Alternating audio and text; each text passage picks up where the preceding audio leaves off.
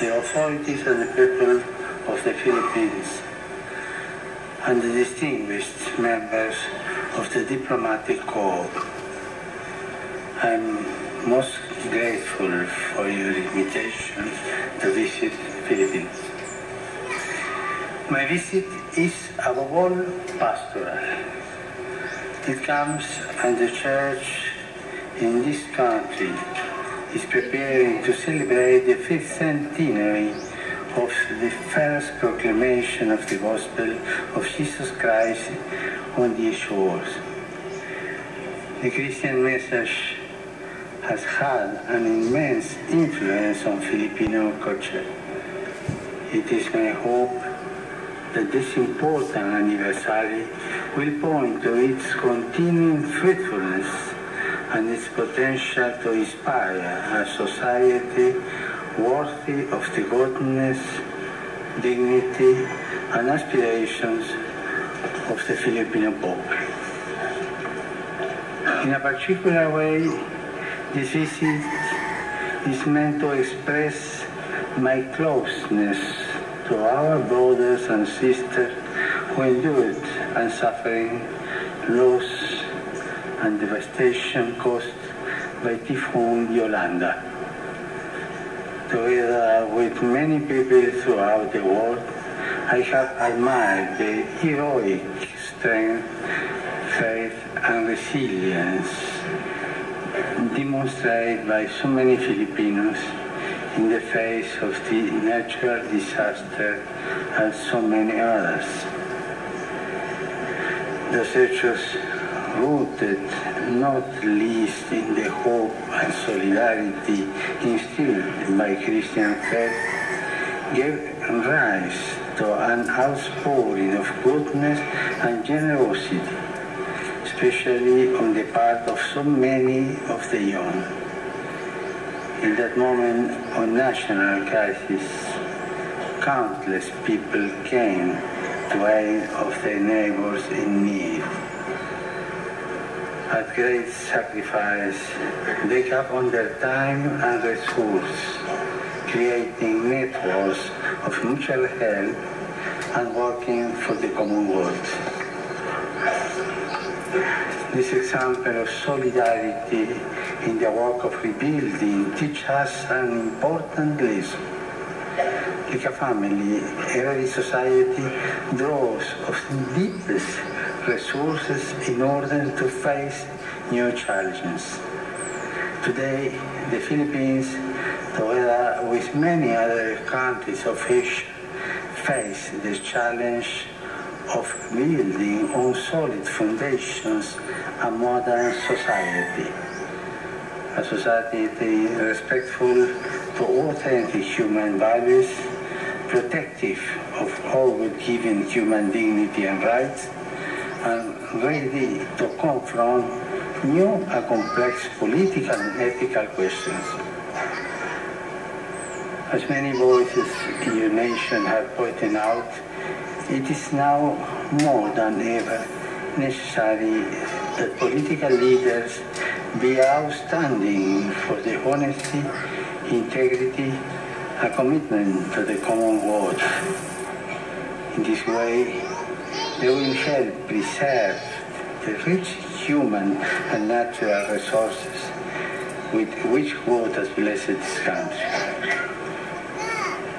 Thus, will they be able to master the moral resources needed to face the demands of the present and to pass on to coming generations a society of authentic justice, solidarity, and peace. Essential to the attainment of these national goals is the moral imperative of ensuring social justice and respect for human dignity. The great biblical tradition enjoins on all peoples the duty to hear the voice of the poor. It bids us break the bonds of injustice and oppression, which give rise to glaring at indeed scandalous social inequalities, reforming the social structures which perpetuate poverty and the exclusion of the poor first require a conversion of mean and heart. The bishops of the Philippines have asked that this year be set aside as the year of the poor. I hope that these prophetic psalms will challenge everyone at all levels of society to reject every form of corruption which diverts resources from the poor. May it also inspire concerned efforts to ensure the inclusion of every man and woman and children in the life of the community. A fundamental role in the renewal of society is played, of course, by the family, and especially by young people. The highlight of my visit will be my meetings with families and with young people here in Manila. Families have an indispensable mission in society. It is in the family that children are trained in sound values, high ideals, and genuine concern for others. But like all God's gifts, the family can also be disfigured and destroyed. It needs our support. We know how difficult it is for all democracies today to preserve and defend such basic human values as respect for the unviolable dignity of each human person, respect for rights of conscience and religious freedom, and respect for the inalienable right to life, beginning with that of the unborn and extending to that of the elderly and infirm. For this reason, families and local communities might be encouraged and assisted in their efforts to transmit to our young the values and the vision which can help bring about a culture of integrity. A culture which honors goodness, truthfulness, fidelity, and solidarity as the form of foundation, as the moral glue which holds society together. Mr. President, distinguished authorities, dear friends, as I begin my visit to this country, I cannot fail to mention the Philippines' important role in fostering understanding and cooperation among the countries of Asia. I would also mention the oft neglected yet real contribution of Filipinos of the diaspora to the life and welfare of the society in which they live. It is precisely in the light of the rich and cultural and religious heritage of which your country is found that I leave you with a challenge and a word of prayerful encouragement. May the deepest spiritual values of the Filipino people continue to find expression in your efforts to provide your fellow citizens with an integral human development. In this way, each person will be able to fulfill his or her potential and thus contribute wisely and well to the future of this country.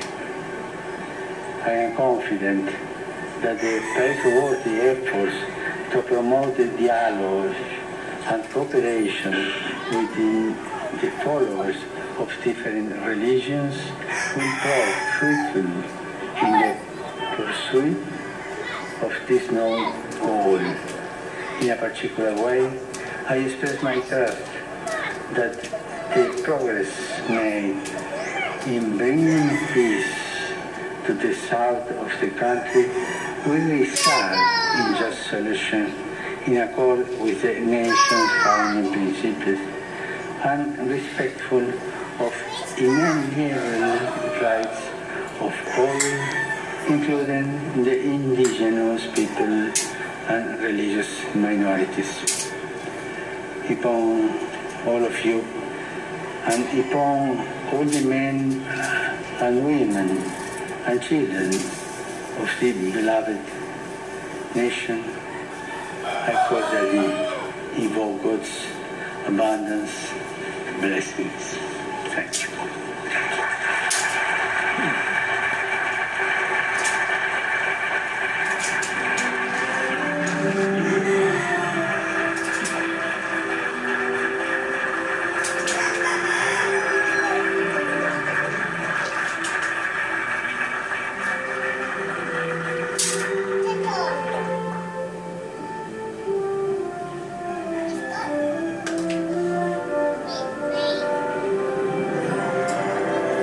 Katatapos lang po ng speech ni Pope Francis kung saan nilinaw po niya na ang pagbisita niya sa Pilipinas ay above all, higit sa lahat, pastoral in nature para ipakita ang kumbaga closeness o lapit ng puso niya sa mga kumbaga naging biktima ng Typhoon Yolanda.